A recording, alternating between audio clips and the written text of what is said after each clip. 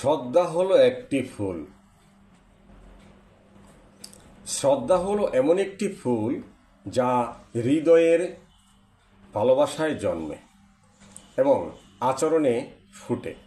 শ্রদ্ধাবান ব্যক্তি নিজের জ্ঞান বা অবস্থান নিয়ে গর্ব না করে নম্রতা বজায় রাখেন। মানুষ নিজের আচার আচরণ নিয়ন্ত্রণ ও উন্নতি করতে পারে। শ্রদ্ধাবান ও বুদ্ধিমানদের এই গুণটি থাকে। শ্রদ্ধাবান মানুষ ঈশ্বরের কৃপা অর্জনের জন্য ভক্তি জীবন পরিচালনা করেন। যে শ্রদ্ধাবান মানুষ এখন ভক্তির স্তরে উন্নীত হয়নি, তারা সাধু সঙ্গের প্রভাবে শুদ্ধতা অর্জন করেন।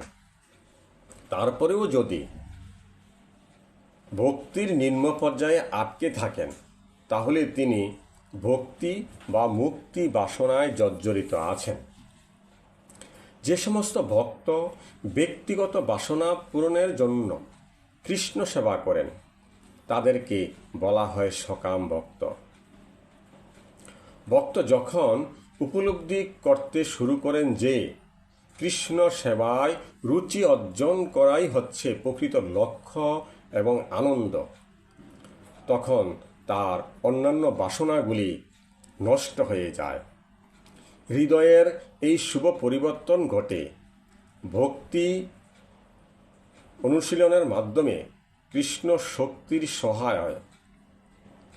যে ভক্ত জড়বাসনা নিয়ে ভগবানের কাছে যান, ভগবান তার সেই সমস্ত বাসনা পূর্ণ করেন। কিন্তু যে বাসনা থেকে পুনঃ পুনঃ বাসনার উদয় হয়, সেই বাসনা তিনি পূর্ণ করেন না। কিন্তু ভক্ত তার শ্রীপাদ পদ্মে অভিলাষ না করলেও ভগবান স্বয়ং তার ভক্তকে শ্রীপাদ পদ্মে আশ্রয় দান করেন এবং সেই আশ্রয় তার সমস্ত বাসনা পূর্ণ করে। ভগবান শ্রীকৃষ্ণ গীতায় সাধুসঙ্গ সম্বন্ধে অর্জুনকে বলেছেন, মচ্চিত্তা মদগত প্রাণা বদয়ন্ত পরম পরম কথয়ন্তশ্চ মাং নিত্যং দুষ্যন্তি চ রমণীন্ত চ।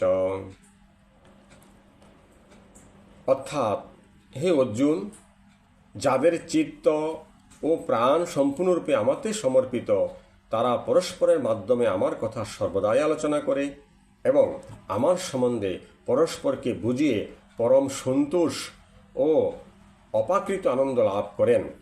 সাধুসঙ্গে ভক্তি স্তর একটি মঙ্গলময় স্তর, যেখান থেকে মানুষ আর এগিয়ে যেতে পারে।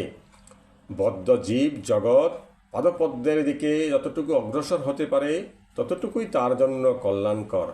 শ্রদ্ধাবান ভক্ত ভগবানের মহিমা শ্রবণ, তার নাম সংকীর্তন প্রচার করার অভিলাষ করতে করতে একদিন শুভ ভক্তে পরিণত হয়।